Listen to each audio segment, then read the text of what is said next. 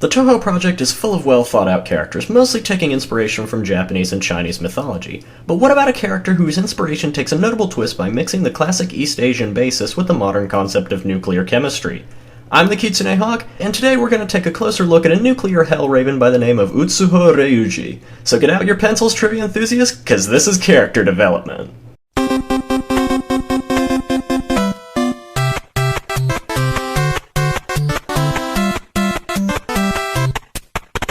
So Utsuho, or Oku, as she tends to be affectionately known, may look a bit different when compared to other characters in the franchise's cast, but there's good reason for this, seeing as her very inspiration itself is very different from the norm.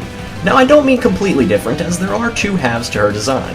One inspired by East Asian mythology, similar to other Touhou characters, and the other based on nuclear chemistry. The key to seeing what inspired Utsuho is analyzing each of these halves individually, and seeing how they tie into each other. In this regard, we'll be looking at her mythological inspiration first. Utsuho obtained her powers over nuclear fusion by devouring a three-legged crow. The exact name for this crow varies across East Asia. In China, it is known as Jinwu, in Korea it's Samjoko, and in Japan it is referred to as Yatagarasu. In all cases though, a three-legged crow is associated with the sun, which I'm sure most of you know is a massive incandescent gas. A gigantic nuclear furnace, if you may. Furthermore, because she ingested a divine spirit, this technically makes Utsuho a walking shrine to Yatagarasu, and can help explain why she has inherited its power over nuclear fusion. Her last name, Reiuji, taken kanji by kanji, means spirit, raven, path, while her first name, Utsuho, has a more flexible meaning, one possible reading being cave.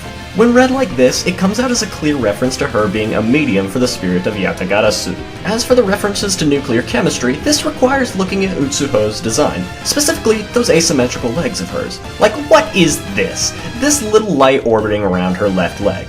Well, it's what's known in nuclear chemistry as a beta particle, a lone electron released by a radioactive ion during either nuclear fission or radioactive decay.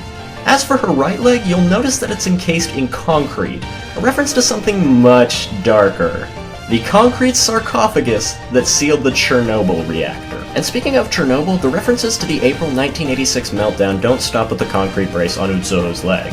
Whenever she activates a spell card, she gets a unique on-screen animation, complete with a normal sound effect being replaced by a klaxon for added effect. If you look closely at the background during these spell cards, not only can you make out a nuclear trefoil behind Utsuho, but on one of the trefoil's points there's a picture of a cat. The reference here is actually quite clever. Following the Chernobyl meltdown, the nearby city of Pripyat was evacuated. When the ghost town was revisited, it was discovered that groups of wild cats had made themselves comfortable within the abandoned buildings.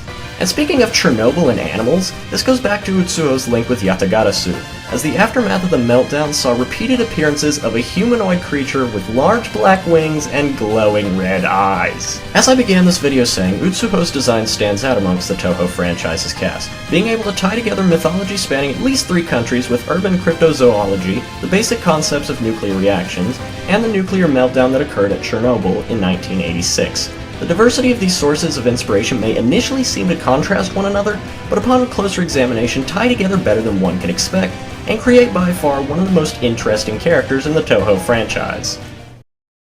This has been Character Development. Thanks for watching, and if you'd like, I'd appreciate it if you shared your thoughts in the comments, or you can request characters I could cover in future episodes.